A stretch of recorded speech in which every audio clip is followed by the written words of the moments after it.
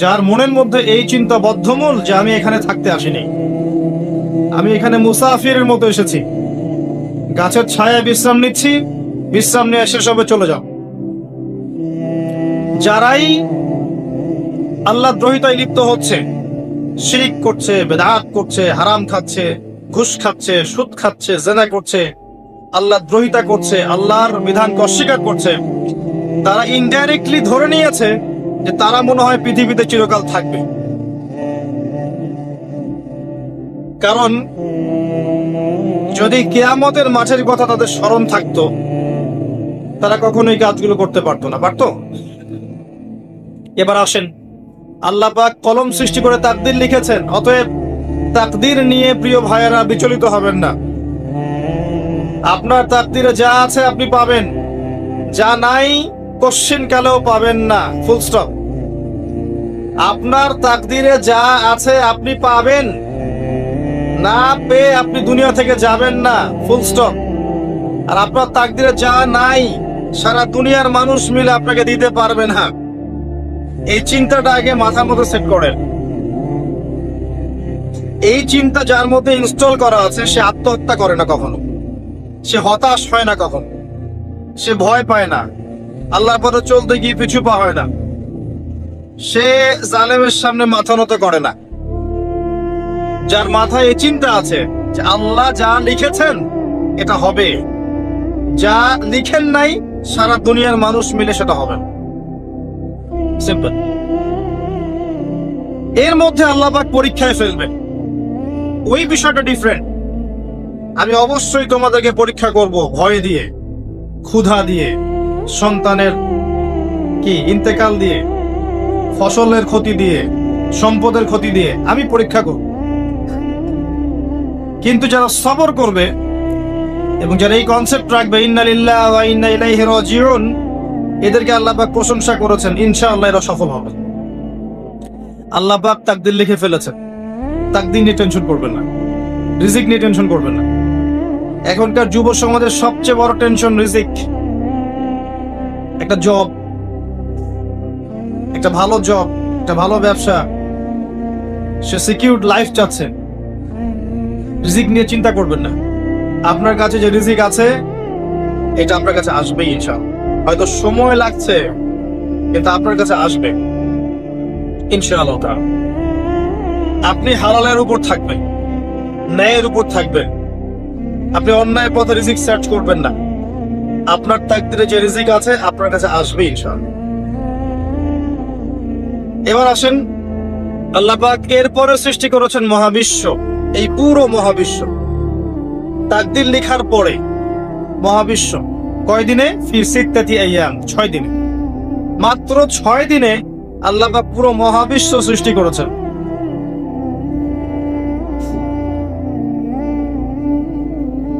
হুয়াল্লাযী খালাকাস সামাওয়াতি ওয়াল আরদা ফি সিত্তাতি আইয়াম সুম্মা ইসতাওয়া আলাল আরশ।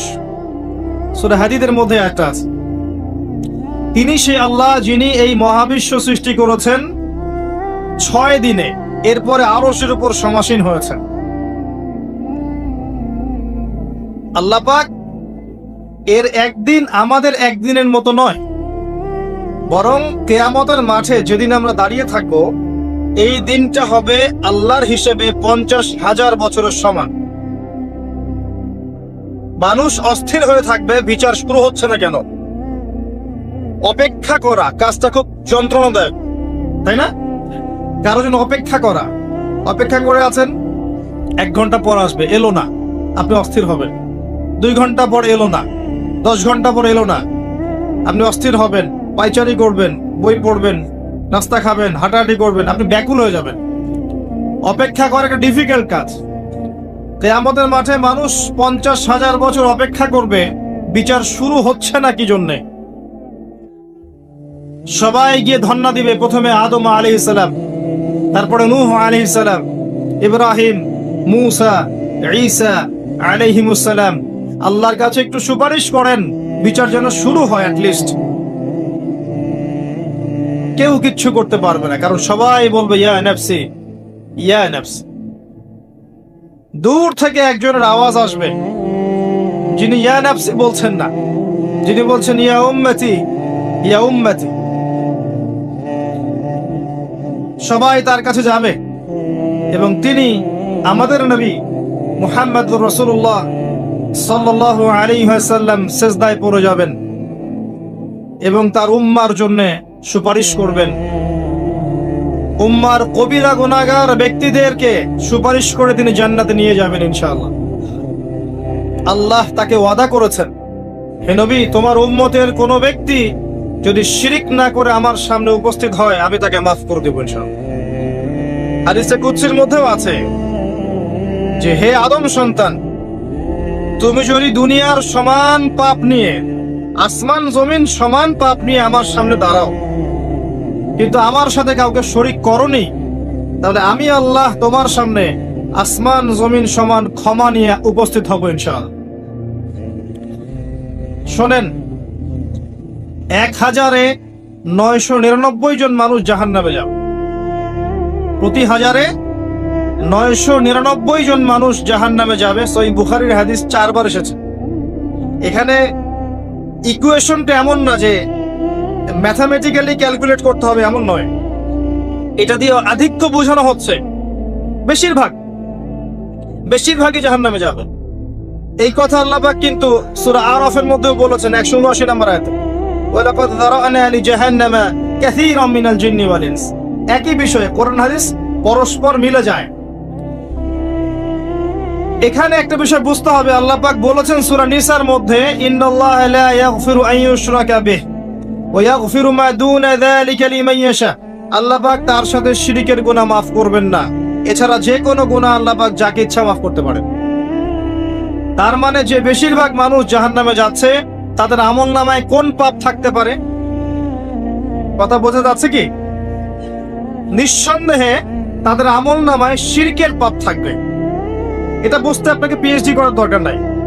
আল্লাহ পাক শিরক ব্যতীত যে কোনো পাপ যাকে ইচ্ছা মাফ করতে পারে।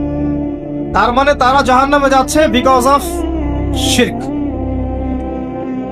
আমাদের মুসলিমরা এখন শিরক বোঝে না, অমুসলিমরা তো শিরক করেই।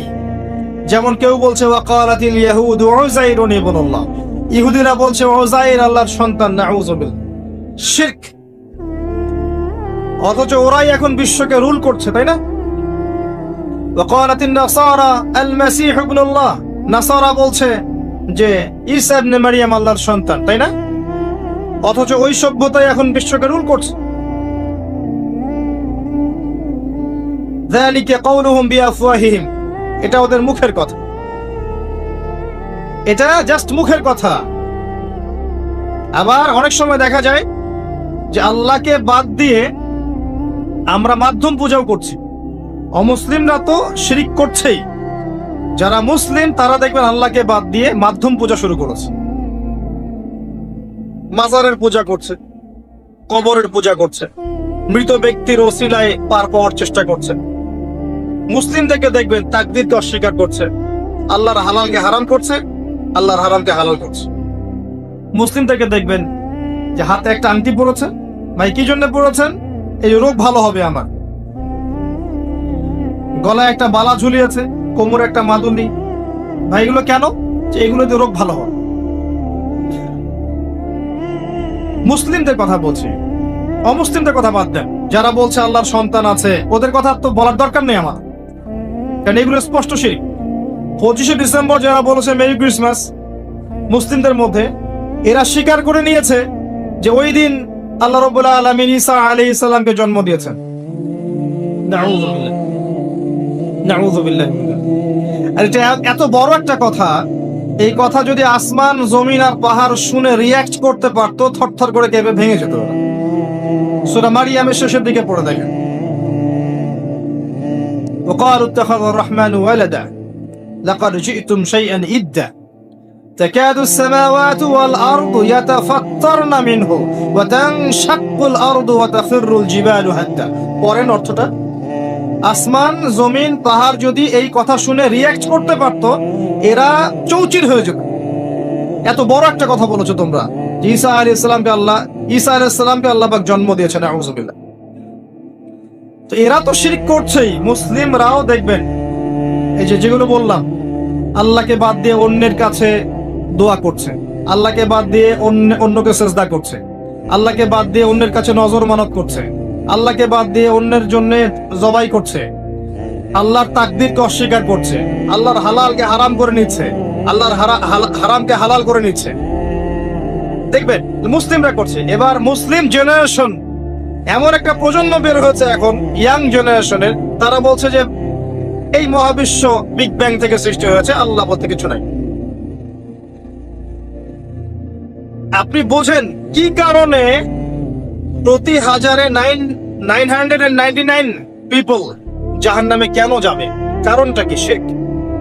আর এই শিরকটা হচ্ছে আপনার চিন্তায়, আপনার কথায় এবং আপনার কাজে। চিন্তার মধ্যে শিরক। যেমন একজন ব্যক্তি চিন্তা করে আকীদা, যে আল্লাহ ছাড়া অমুকও সন্তান দিতে পারে। এরকম আকীদা নাই মুসলিমদের? আছে। একজন বলছে আল্লাহ কল্যাণের মালিক আর শয়তান হচ্ছে অকল্যাণের মালিক। কথাটা শুনতে খুব ভালো লাগে না? অকল্যাণ হয়তো আল্লাহর পক্ষ থেকে আসে না, আল্লাহ পবিত্র, অকল্যাণ শয়তানের পক্ষ থেকে আসবে। ব্যাপারটা কি এমন? ভালো মন্দ, কল্যাণ অকল্যাণ, দুঃখ কষ্ট সুখ সবকিছু কার পক্ষ থেকে আসে? এমন নয় যে ভালোগুলো আল্লাহ দেন, অকল্যাণগুলো শয়তান দেয়। নাউযুবিল্লাহ। এরকম আকীদা আছে মানুষ। কিছু মানুষ বলছে তাকদীর বলতে কিচ্ছু নাই, মানুষ নিজেই তার কর্মের নিয়ন্ত্রণ। শিরক। কিছু মানুষ বলছে যে ভাগ্যই সব, মানুষের কাজের কোনো স্বাধীনতা নাই। মানে ভাগ্যই সব, আমার কাজের কোনো স্বাধীনতা নাই, আমি কলের পুতুল। চুরি করেছো কেন? আল্লাহ তাকদীরে লিখেছে তাই। সুদ খাও কেন? ঘুষ খাও কেন? রিলিফের মাল মেরে খাও কেন? আল্লাহ তাকদীরে লিখেছে তাই। এরকমও কিছু মানুষ আছে। প্রত্যেক পদে পদে আপনি শিরক পাবেন। আপনি আল্লাহকে ছাড়া সেজদা দেখতে পারবেন, আল্লাহকে ছাড়া মানুষ নজর করছে, মানত করছে, কসম করছে, কুরবানি করছে, সেজদা করছে, দোয়া করছে এবং ওসিলা পূজা করছে যে আল্লাহ বাদ দিয়ে অমুকে আমাকে পরকালে পার করিয়ে দিবে। নাউযুবিল্লাহ বলছেন ঠিকই, কিন্তু আমাদের দেশের বহু মানুষের আকীদা এমন যে আমাকে পরকালে পার করায় দেওয়ার লোক আছে, সমস্যা নাই। শোনেন, পরকালের প্রতিটা সুপারিশ আল্লাহর ইখতিয়ারে। একজন শহীদ, আল্লাহর পথের শহীদ, তিনি কিন্তু সুপারিশ করবেন, কিন্তু তিনি নিজের ক্ষমতায় করবেন না আল্লাহর ক্ষমতায় করবেন। আলেম, হাফেজ, আল্লাহর পথের যারা মুজাদ্দিদ ছিলেন, আল্লাহওয়ালা আউলিয়া মানুষ, নবীগণ, সিদ্দিকগণ, শুহাদা সুপারিশ করবেন নিজেদের ক্ষমতায় না আল্লাহর ক্ষমতায়। আকীদা স্পষ্ট না থাকলে তখন আমল করতে গিয়ে শিরক হয়ে যাবে। আর শিরক হলেই কি হবে? ওই যে বললাম, প্রতি হাজারে 999 জন মানুষ জাহান্নামে যাবে। এবার আসেন, আল্লাহ পাক মহাবিশ্ব সৃষ্টি করেছেন কয় দিনে? এই কিয়ামতের মাঠ কত বছর হবে? কে সেজদা করবেন, সুপারিশ করবেন আমাদের জন্য? মুহাম্মদ সাল্লাল্লাহু আলাইহি ওয়াসাল্লাম। এবার আসেন, যে নবী আমার জন্য সুপারিশ করবেন, যেই নবী আমার জন্য হাউজে কাউসারে দাঁড়িয়ে থাকবেন, যেই নবীকে আমাকে কবরে দেখানো হবে এবং জিজ্ঞাসা করা হবে মান হাযা রাজুল বুইসা ফীকুম, কতজন যুবক, কতজন মানুষ আর কতজন মুসলিম মুহাম্মদ সাল্লাল্লাহু আলাইহি ওয়াসাল্লামের এই সুন্নাহগুলো আমরা মেনে চলি? যাকে কবরে দেখানো হবে, যিনি সুপারিশ করবেন, যিনি আমাদেরকে ছাড়া জান্নাতে যাবেন না, যিনি হাউজে কাউসারে দাঁড়িয়ে থাকবেন, যিনি জান্নাতের দরজায় প্রথম কড়া নাড়বেন এবং যিনি তার উম্মতকে নিয়ে ফিকির করছেন কিয়ামতের মাঠে, ইয়া উম্মতি ইয়া উম্মতি, উম্মতের মধ্যে কতজন যুব সমাজ মুহাম্মদ সাল্লাল্লাহু আলাইহি ওয়াসাল্লামের সুন্নাহ মেনে চলে? বলেন। মুহাম্মদ সাল্লাল্লাহু আলাইহি ওয়াসাল্লামের উম্মাহ এখন ম্যাক্সিমাম মানুষ নামাজ পড়ে না। মুহাম্মদ সাল্লাল্লাহু আলাইহি ওয়াসাল্লামের উম্মার মধ্যে ম্যাক্সিমাম মানুষ এখন কোরআন পড়তে জানে না। মুহাম্মদ সাল্লাল্লাহু আলাইহি ওয়াসাল্লামের উম্মাহ হয়েও আমরা কোরআনের অর্থ বুঝি না, কোরআনের হুকুম আহকাম মানি না, তার সুন্নাত নিজেদের ব্যক্তি জীবনে, পারিবারিক জীবনে, সামাজিক জীবনে অ্যাপ্লাই করি না, বরং তার আদর্শ মেনে চললে আমাদেরকে মনে হয় আমরা পিছিয়ে পড়েছি। কোন মুখ নিয়ে আমরা তার সামনে দাঁড়াবো এটা ফিকির করতে হবে। আল্লাহ পাক মুহাম্মদ সাল্লাল্লাহু আলাইহি ওয়াসাল্লামকে বলবেন কিয়ামতের মাঠে, সূরা ফুরকান নিয়ে আলোচনা হচ্ছিল না, ওই সূরাতেই আছে। আল্লাহ পাক বলবেন যে তোমার কওমের কি হয়েছিল, কিভাবে বিভ্রান্ত হলো তোমার কওম। নবী সাল্লাল্লাহু আলাইহি ওয়াসাল্লাম শিকায়াত করবেন, ইন্না কওমি ইত্তাখাযু হাযাল কুরআনা মাহজুরা। শিকায়াতটা শোনেন, শিকায়াতটা শোনেন। নবী সাল্লাল্লাহু আলাইহি ওয়াসাল্লাম বলবেন, আমার কওম হে আল্লাহ কোরআনকে পরিত্যাগ করেছিল, আমার কওম হে আল্লাহ কোরআনকে পরিত্যাগ করেছিল। কি করছি কোরআন কেন্দ্রিক আমরা? কতজন কোরআন পড়তে জানি? হাত উঁচু করেন দেখি। মাশাআল্লাহ, না সংখ্যা অনেক, আলহামদুলিল্লাহ। এবার বলেন কতজন কোরআনের ভাষাটা বুঝি? হাত উঁচু করেন দেখি। কোরআন পড়েন মাশাআল্লাহ। আয়াতুল কুরসি মুখস্থ আছে কয়জন? হাত তুলুন। সবার মুখস্থ আছে। এবার বলেন কতজন অর্থ জানেন আয়াতুল কুরসির অর্থ? এটা পরিচিত আয়াত বললাম, একদম পরিচিত। 4-5 জন। দেখেন, ইন্না কওমি ইত্তাখাযু হাযাল কুরআনা মাহজুরা। যে কিতাবের ভিতরে ঢুকতে পারিনি আমরা, তার হুকুম আহকাম বিধিবিধান কেমন করে বাস্তবায়ন হওয়া সম্ভব বলেন? আল কোরআনের আলো যে ঘরে ঘরে জ্বালাতে চাই আমরা, প্রত্যেক ঘরের মানুষ যদি কোরআন না পড়ে, না বোঝে, কিভাবে চলবে আমাকে বল? শুধু স্লোগান দিয়ে চলবে? শুধু শোডাউন করে চলবে? আইওয়াশ করে চলবে? আর এই জ্বালানোর দায়িত্ব কি সবার আগে রাষ্ট্রের না ব্যক্তির? ব্যক্তি ঠিক হচ্ছে না, রাষ্ট্রের দিকে আঙ্গুল তোলার কি দরকার? তো নিজেই ঠিক হচ্ছে না। নামাজ পড়তে রাষ্ট্র বাধা দিয়েছে নাকি? কোরআন তেলাওয়াত শিখতে রাষ্ট্র বাধা দিয়েছে? আরবি ভাষা শিখবেন, আপনি ব্যাকরণ শিখবেন, মাদ্রাসায় পড়বেন, কোরআন হাদিস গবেষণা করবেন, রাষ্ট্র বাধা দিয়েছে? নিজেই ঠিক হচ্ছে না, মানুষের দিকে আঙ্গুল তোলার সময়। মাশাআল্লাহ, আপনি তো এমন একটা যুগে আছেন, এখন এমন একটা সমাজে আমরা এখন বসবাস করছি, যেই সমাজে এবং যেই বিশ্বে বৈশ্বিক কন্ট্রোলটা মুসলিমদের হাতেই নাই। পুরো বিশ্বের কন্ট্রোলটা মুসলিমদের হাতে নেই এখন। বিগত 100 বছর ধরে আমরা যে আপোষে ইখতিলাফে লিপ্ত ছিলাম, এই সময়গুলোর মধ্যে পৃথিবীর একটা সভ্যতা এত রাইজ করে গেছে যে তারা এখন আমাদেরকে উঠতে বললে উঠে, বসতে বললে বসে। হ্যাঁ, বাস্তবতা এমন। অনেকের মনে হতে পারে না, কথা ঠিক নয়, কথা ভুল। বাস্তবতা এমনই। পৃথিবীর বড় বড় সেকশন, পলিটিক্স, ইকোনমিক্স, আপনার জিওপলিটিক্স, মিডিয়া, সামরিক বিষয়, প্রযুক্তি, শিক্ষা এবং দর্শন, এই সমস্ত বিষয়গুলো এখন পশ্চিমা সভ্যতা নিয়ন্ত্রণ করে। জান, আপনার মনে হতে পারে না কথা সম্পূর্ণ ঠিক নয়, কিন্তু বাস্তবতা এমন, বাস্তবতাটা এমন। অথচ সংখ্যায়, ভৌগোলিক দিক থেকে, আয়তনে, জনবলে, প্রাকৃতিক সম্পদে মুসলিমদের চেয়ে সেরা কেউ নাই পৃথিবীতে। তারপরেও আমাদের এই অবস্থার কারণ কি জানেন? ওই যে ইন্না কওমি ইত্তাখাযু হাযাল কুরআনা মাহজুরা। আমার কওম আল্লাহ কোরআন থেকে দূরে ছিল, কোরআনকে পরিত্যাগ করেছে। কারণগুলো বলছি শোনেন। কারণ হচ্ছে কোরআন থেকে দূরে থাকা, কারণ হচ্ছে নবী সাল্লাল্লাহু আলাইহি ওয়াসাল্লামের সুন্নাহ থেকে দূরে থাকা, আপোষে ইখতিলাফ, বিভেদ, অনৈক্য।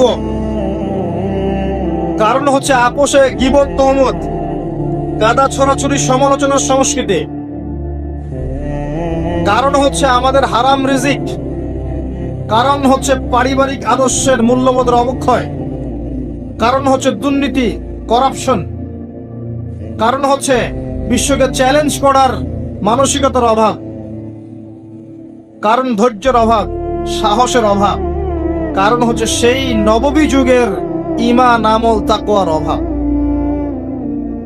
উমর রাদিয়াল্লাহু আনহুর যুগে আমরা এমন ছিলাম? উসমান রাদিয়াল্লাহু আনহুর সময় এমন ছিলাম? আলী ইবনে আবি তালিবের সময় এমন ছিলাম? আবু বকর সিদ্দিকের সময় এমন ছিলাম?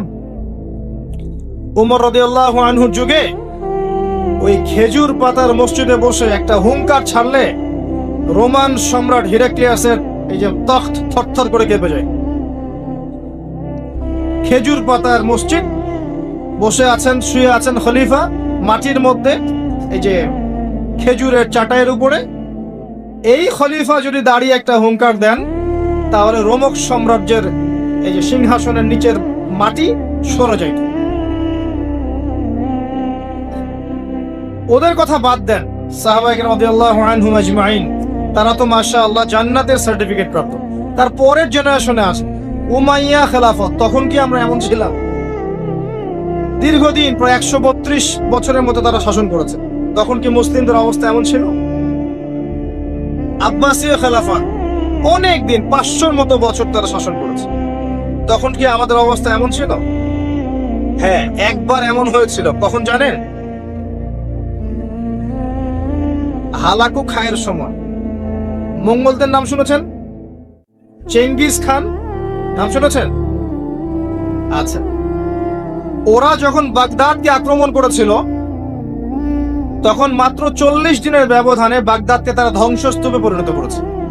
কথিত আছে 10 লাখ, কেউ বলে 15 লাখ, কেউ বলে 20 লাখ মানুষকে 40 দিনের মধ্যে হত্যা করা হয়েছে। ম্যাসাকার। আপনাদেরকে একটা তথ্য দেই, যখন মঙ্গোলিয়ানরা বাগদাদকে আক্রমণ করছিল, তখনও কিছু মানুষ বসে বসে ইখতিলাফ করছিল যে কাকড়ার মাংস খাওয়া যায় কি যায় না। আমার কথা বুঝে আসে না? যখন মঙ্গোলিয়ানরা মুসলিমদেরকে আক্রমণ করছিল বাগদাদে এবং লাশের পর লাশ ফেলে দিচ্ছে, তখনও কিছু মানুষ বসে বসে তর্ক করছে, বাহাস করছে কাকড়া খাওয়া জায়েজ না না জায়েজ। ওই সময় নিশ্চয় এটা গুরুত্বপূর্ণ কাজ ছিল নাকি? ওই সময় গুরুত্বপূর্ণ কাজ কি ছিল বলেন? ওদেরকে প্রতিহত করা নয় কি? এখন যারা মুসলিমদের সাথে এমন আচরণ করছে, এখনো কি আমরা সেই কাজই করছি না? এই মানসিকতা থেকে বের না হতে পারলে কি আমাদের উন্নতি হবে ভাই? মৌলিক কাজে আসে, প্রচুর পড়াশোনা করতে হবে। প্রথম কাজ, একটা দেশ, একটা সরকার থাকে, প্রশাসন থাকে, জনগণ থাকে, ওলামায়ে কেরাম থাকে, যুব সমাজ থাকে, থাকে না? এরা সবাই এক না আলাদা? এরা সবাই একটা নেশন না আলাদা? একে অপরের শত্রু না মিত্র? একে অপরের ভাই না শত্রু? এরা সবাই একটা নেশন না, একটা বডি না? একটা দেহের একটা অংশ আঘাত পেলে অন্য অংশ ব্যথা পায় না? ব্যথা পায়। যদি ব্যথা না পায় তাহলে ওই অংশটা প্যারালাইজ না? অবশ্য আমরা সবাই এক, এই কনসেপ্টটা ভুলে গেছি আমরা এখন। আমরা সবাই মিলে যে একটা জাতি, কনসেপ্টটা ভুলে গেছি। আমরা আপোষে নিজেদের সাথে লড়ছি, ধর্মনেতা আরেক ধর্মনেতার সাথে, এক আলেম আরেক আলেমের সাথে, এক বক্তা আরেক বক্তার সাথে, এক পলিটিক্যাল দল আরেক পলিটিক্যাল দলের সাথে, একটা ধর্মীয় দল একটা ধর্মীয় দলের সাথে। দেখবেন আমরা আপোষে লড়ছি, অথচ আমরা সবাই কিন্তু এক। প্রথমত আমরা আল্লাহর বান্দা, এরপর আমরা মুসলিম, আমরা একই জাতীয়তায় বিশ্বাসী। এখন একটা বিভক্ত জাতিকে দমন করা কি কঠিন না সহজ? কথা বলেন, সহজ না কঠিন? যখন আমরা বিভক্ত, তখন আপনাকে আমাকে সহজেই তারা দমন করতে পারবে, কোনো সমস্যা নেই। যদি আমরা ঐক্যবদ্ধ থাকতে পারতাম, তাহলে আজকে আমাদের অবস্থাটা হতো। আর আমরা কি করছি ভাই? ওই যে, হ্যাঁ ঠিক বলেছেন, মাসআলা আমাকে বলতে বলেন না, ওইটা নিয়ে আবার বিতর্ক শুরু হয়ে যাবে। ধরতে পারছেন আপনি ঠিকই, ইখতিলাফি যে বিষয়গুলো আছে, এইগুলো নিয়ে আমরা আপোষে মত পার্থক্যে লিপ্ত আছি। মূল বিষয়ে কাজ করা উচিত নয় কি? মূল বিষয়গুলো কি কি? 1 নাম্বার আকীদা। 1 নাম্বার কি? আকীদা। সবার আকীদাগুলোকে পরিষ্কার করতে হবে। আকীদার মধ্যে কোনো শিরক থাকা যাবে না। কি থাকা যাবে না?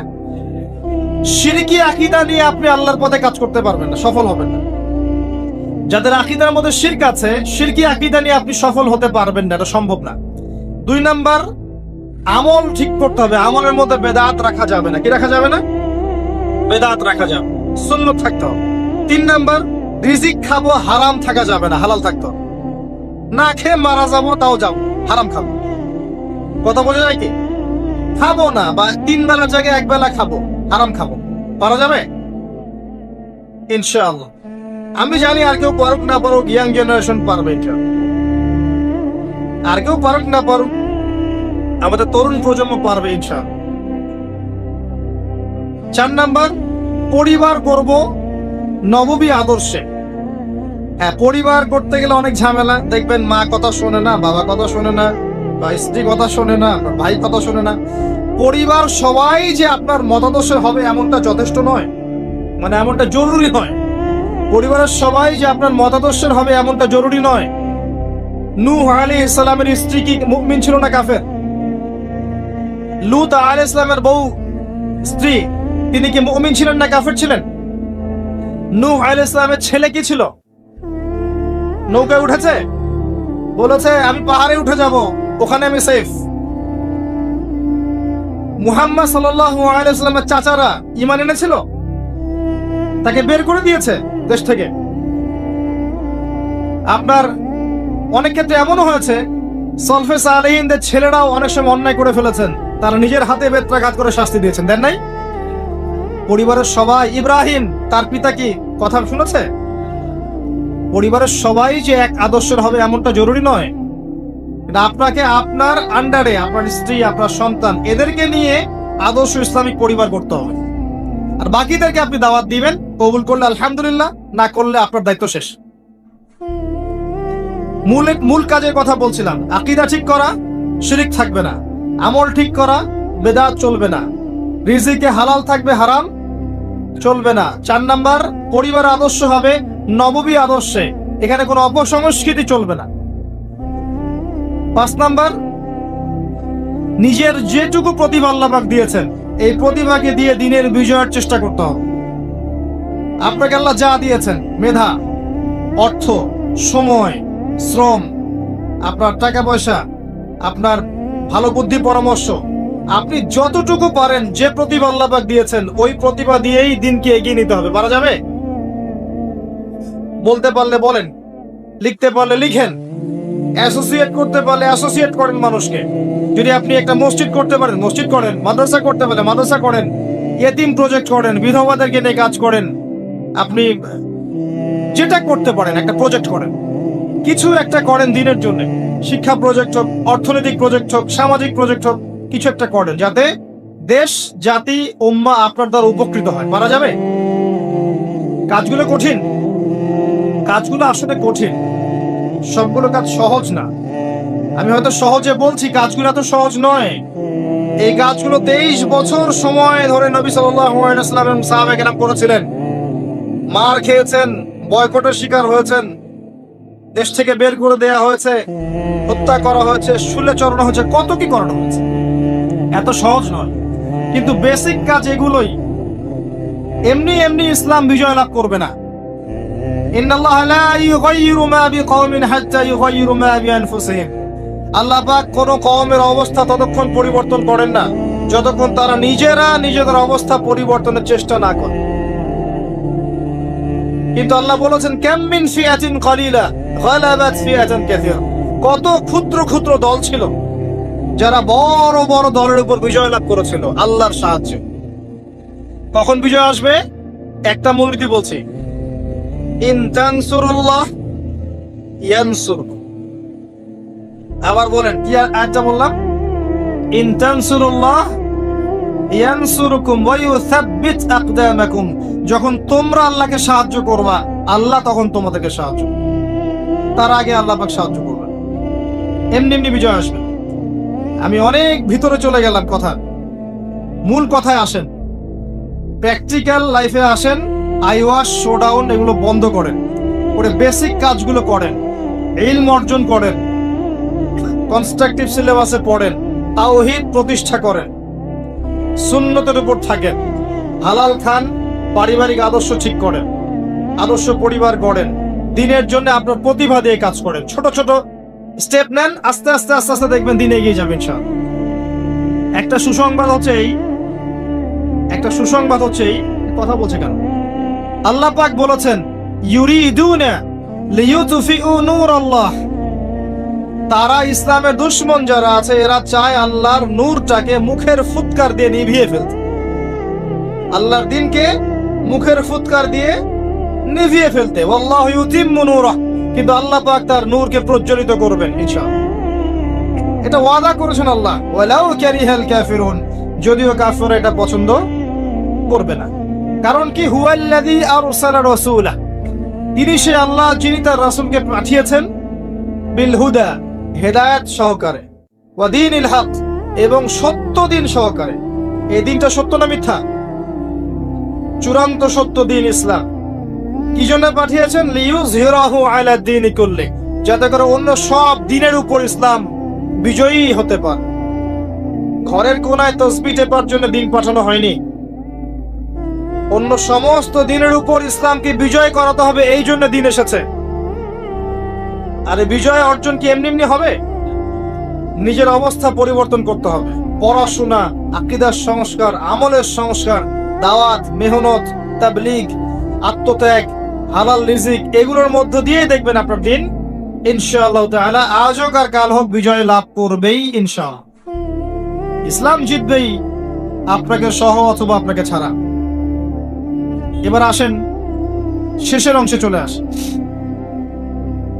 আমরা যে কথাটা থেকে শুরু করেছিলাম যে বেশিরভাগ মানুষ জাহান্নামে যাবে শিরকের কারণে, আর মুহাম্মদ সাল্লাল্লাহু আলাইহি ওয়াসাল্লাম আমাদের জন্য একমাত্র আদর্শ, যিনি পরকালে আমাদের জন্য সুপারিশ করবেন, কেউ করবেন। আমরা যদি, যুবক ভাইরা শোনেন, আমরা যদি আমাদের আদর্শ চিনতে ব্যর্থ হই, আমাদের আদর্শ ফিক্স করে নেই পশ্চিমার কোনো নায়ককে বা কোনো নায়িকাকে বা কোনো খেলোয়াড়কে বা কোনো সঙ্গীত মিউজিশিয়ানকে, কোনো জাদুকরকে, কোনো অ্যাক্ট্রেসকে, ঠিক আছে, কোনো নেতাকে, কাউকে যদি আমরা আমাদের আদর্শ ফিক্স করে নেই, আমরা মুহাম্মদ সাল্লাল্লাহু আলাইহি ওয়াসাল্লামের শাফায়াত পাবো না। অন্য কেউ পারুক না পারুক আপনারা পারবেন ইনশাআল্লাহ। সেটা হলো আপনাদের জীবনের লাইফ ফ্রেমটাকে নবী সাল্লাল্লাহু আলাইহি ওয়াসাল্লামের সুন্নাহ দিয়ে সাজান। এছাড়া সবচেয়ে বড় কোনো কাজ নাই আমাদের এখন। আপনার পুরো জীবন, আপনার দেহ, আপনার চেহারা, আপনার পোশাক আশাক, আপনার কথাবার্তা, আপনার আকীদা, আপনার আমল, আপনার চলাফেরা, প্রতিটা বিষয় হবে মুহাম্মদ সাল্লাল্লাহু আলাইহি ওয়াসাল্লামের অনুকরণে। পারা যাবে? আজকের ওয়াজ শোনার পরে দাড়ি ছেড়ে দিবেন, হাত তোলেন কে কে? দাড়ি ছাড়তে বলেছি, কাটতে বলি নাই। দাড়ি ছেড়ে দিবেন আজকের লেকচার শুনে কে কে? হাত উঁচু করেন।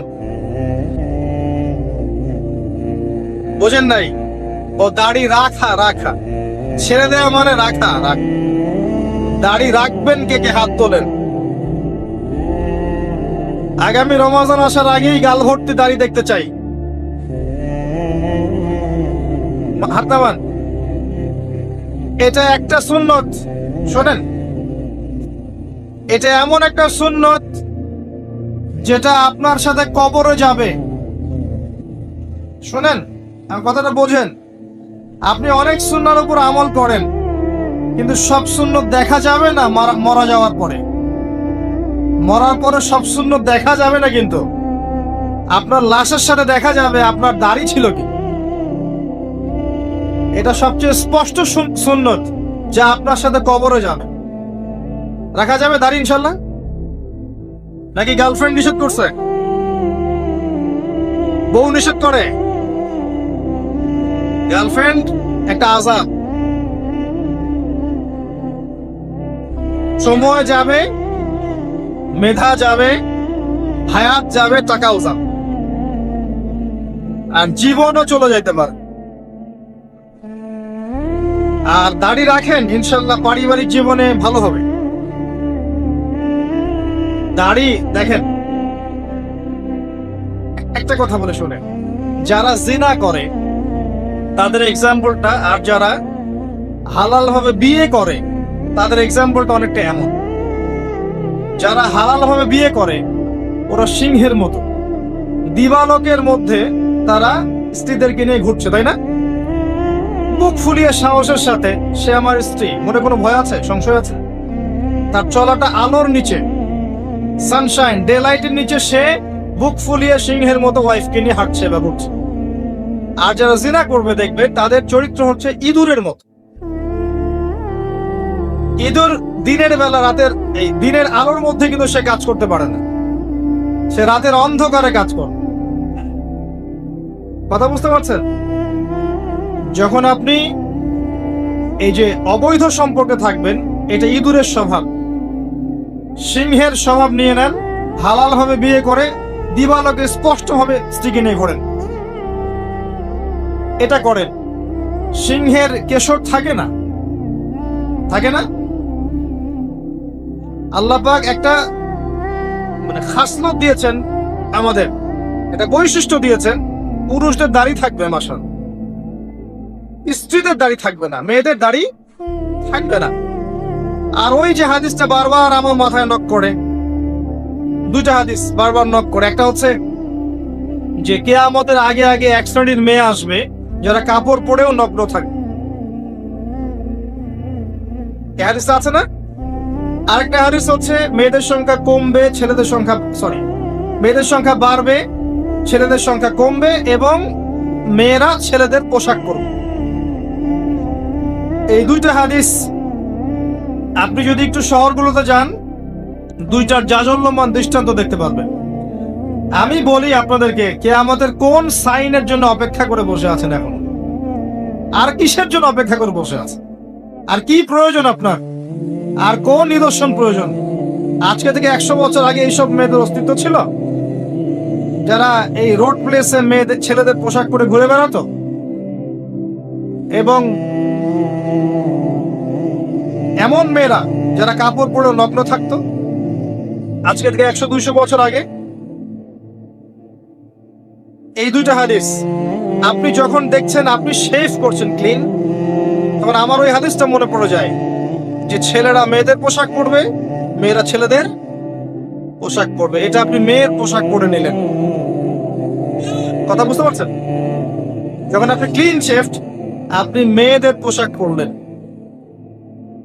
আর আর মেয়েদেরকে দেখেন, স্যুট, ফর্মাল প্যান্ট, টাই আছে না, জিন্স, টি শার্ট।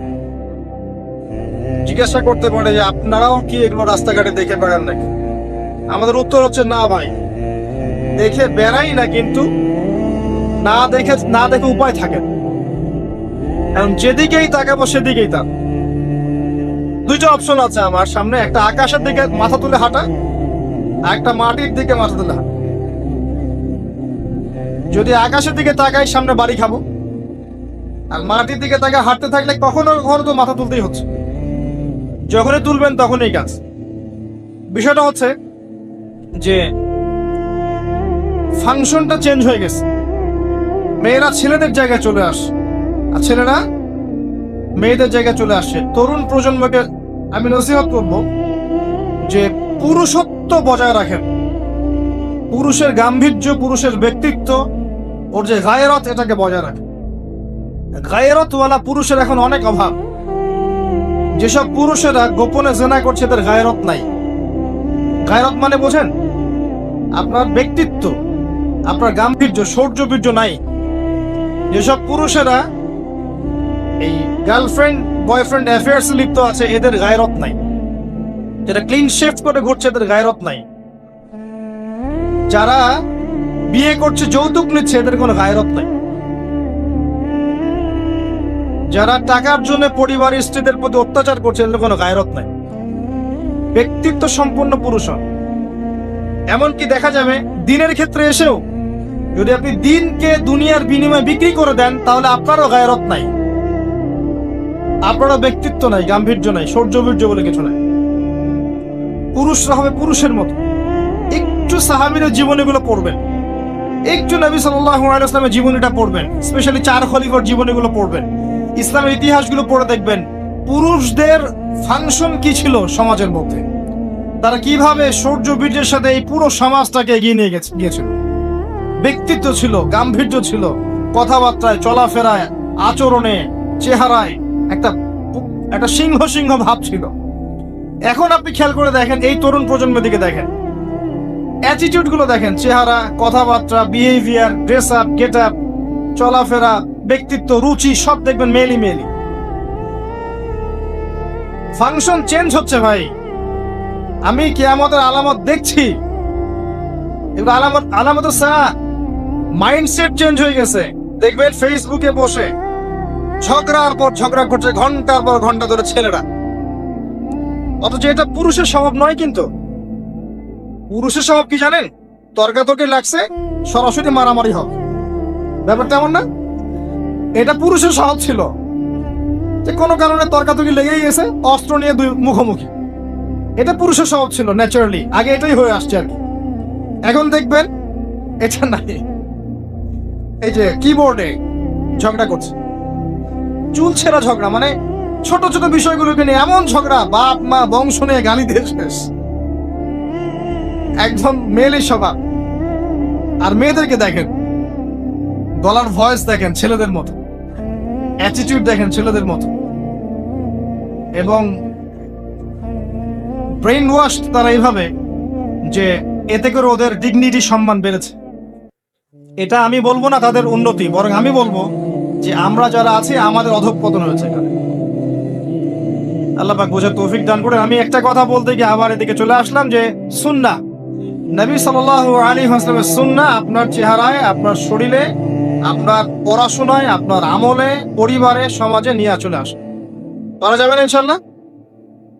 আল্লাহ পাক তৌফিক দান করুন আমাকে এবং আপনাদের সবাইকে। আমি সহজ বুদ্ধি বলছি, দিন রাত 24 ঘন্টা ভাগ করেন, ভাগ করে প্রতিটা কাজকে আপনি সুন্নাহ দিয়ে সাজান। এই যে ঘুমাবেন, সুন্নত নাই? ঘুমানোর দুইটা সুন্নত বলেন দেখি। ডান কাত হয়ে শোয়া, এটা তো সহজ। অজু করে শোয়া, ডান কাতে শোয়া, অজু করে শোয়া, আয়াতুল কুরসি পাঠ করা, সূরা ফালাক নাস ইখলাস পাঠ করা, দম করা, সারা গা মাসাহ করা, সূরা বাকারার শেষ 2 আয়াত বা 3 আয়াত পাঠ করা, পারলে সূরা কাফিরুন পাঠ করা, আরো পারলে সূরা মুলক পাঠ করা, 33 বার সুবহানাল্লাহ, 33 বার আলহামদুলিল্লাহ, 34 বার আল্লাহু আকবার, শুয়ে পড়েন আল্লাহুম্মা বিইসমিকা আমুতু ওয়া আহইয়া। এই ঘুমটা কি হবে?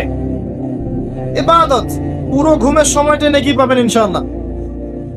পুরো ঘুমিয়ে আছি আমি তো ক্লান্ত, ঘুমিয়ে আছি, রেস্ট নিচ্ছি, নেকি হবে ইনশাআল্লাহ। আল্লাহ পাক কত দয়ালু দেখেছেন। আল্লাহ পাকের কাছে 100 ভাগ দয়া ছিল, মানে আছে, ছিল না, আছে। এর 1 ভাগ আল্লাহ পাক দিয়েছেন পুরো সৃষ্টি জগৎকে, 99% রেখেছেন তার কাছে। এই দয়া দিয়ে আল্লাহ পাক কিয়ামতের মাঠে আমাদেরকে মাফ করবে ইনশাআল্লাহ। ঘুম থেকে উঠলেন, ওযু করলেন, সালাত আদায় করলেন, সুন্নাহ, ইবাদত হয়ে গেল। বাথরুমে যাচ্ছেন, ঢুকছেন বাম পা দিয়ে, বের হচ্ছেন ডান পা দিয়ে, দোয়া পড়ছেন। বাথরুমে ঢোকার দোয়া কি? আল্লাহুম্মা ইন্নী আউযু বিকা মিনাল খুবসি ওয়াল খাবাইস। বের হওয়ার দোয়া কি? এটা যদি নাও পারেন, গুফরানাকা, এটা পারেন না? ছোট্ট দোয়া, একটু বললে হয়ে যায়, ব্যাস নেকি হয়ে গেল। আমি কষ্ট পাচ্ছি টয়লেটের কারণে, আমার কষ্টটা আল্লাহ বের করে দিলেন, আর আমি দোয়া পরে ঢুকলাম, বের হলাম, নেকি। এটা নেকি, আপনি নেকি পেয়েছেন। স্ত্রী সহবাস করেছে একজন মানুষ, মনে করেন হালাল, স্ত্রী সহবাস করেছে, এই স্ত্রী সহবাস করার কাজটার জন্য তার আমল নামায় নেকি লেখা হয়েছে। আর কি চান আল্লাহ পাক, আর কি দিবেন বলেন? খেতে বসেছি, খাওয়াটা আমার জন্য, আল্লাহর জন্য। কার স্বার্থ? আমার স্বার্থ। আমি খাচ্ছি বিসমিল্লাহ, খাওয়ার পর আলহামদুলিল্লাহ। আবার খেয়েন, আবার নবীর সুন্নত অনুযায়ী খায়েন, আমাদের মতো হুজুরদের সুন্নত অনুযায়ী খায়েন না। আমি নিজেকে তো এক্সাম্পল দিলাম। কিছু মানুষ আছি আমরা, খাওয়ার সুন্নতের বালাই নাই, সুন্নতের ওয়াজ করে যাচ্ছি, খাওয়ার সুন্নতের বালাই নাই। সুন্নতের ওয়াজ করে খাওয়ার টেবিলে বসেছে, মাশাআল্লাহ 10টা আইটেম, পেটে 10 ভাগ খাবার দিয়ে ভর্তি, আর বলছে এই বয়সে না খেলে কোন বয়সে খাবো? মাশাআল্লাহ, খাওয়ার 1 ভাগ, কয় ভাগ? 1 ভাগ ফাঁকা। 1 ভাগ ফাঁকা রাখতেই হবে, না হলে আপনি অসুস্থ হয়ে যাবেন। ইসলামের হিস্ট্রিতে ইসলামের যারা মুজাহিদ ছিল, মুজাহিদ, মুজাদ্দিদ, ইমাম, খতিব, মুহাদ্দিস, মুফাসসির, কারো ভুঁড়ি ছিল আমার জানা নাই।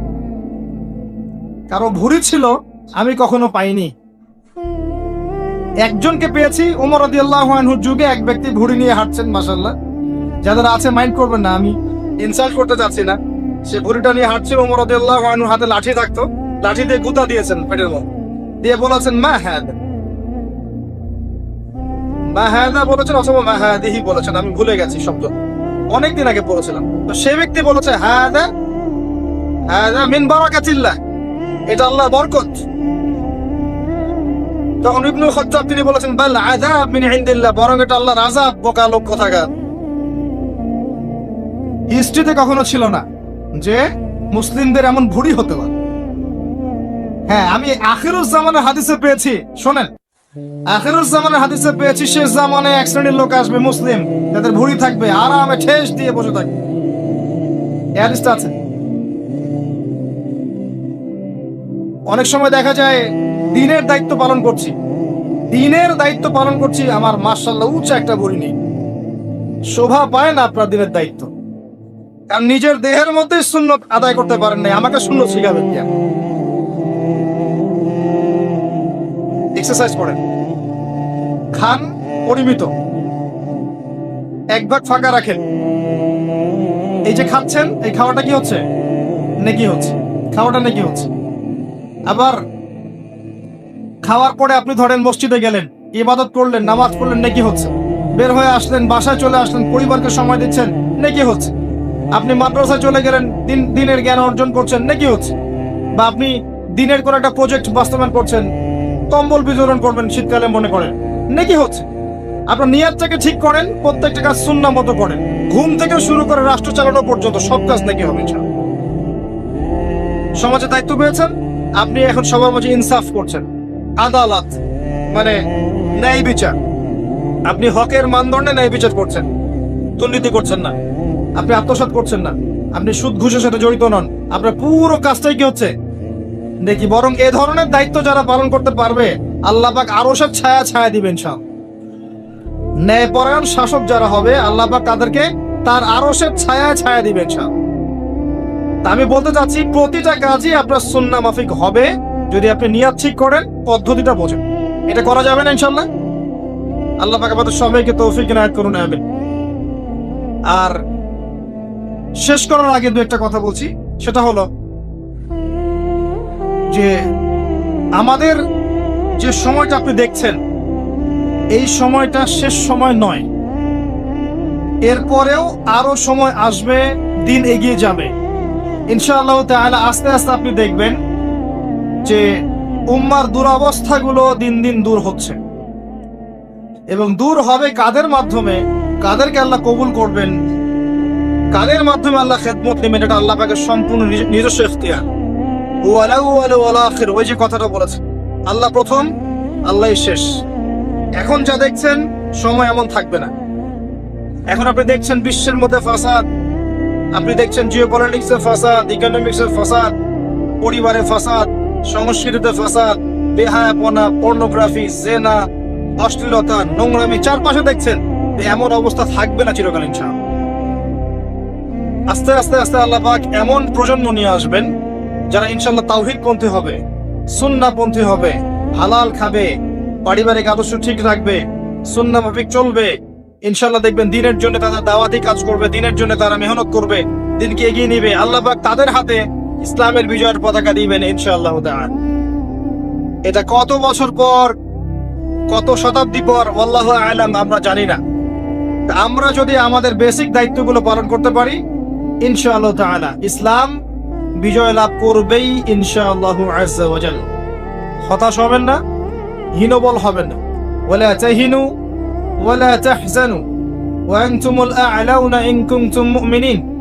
আবারও বলছি, ইন তানসুরুল্লাহ ইয়ানসুরুকুম, তোমরা যদি আল্লাহকে সাহায্য করো, তবেই আল্লাহ পাক তোমাদেরকে সাহায্য করবেন। ওয়া ইউসাব্বিত আকদামাকুম, তোমাদের পদযুগল আল্লাহ পাক সুদৃঢ় করে রাখবেন।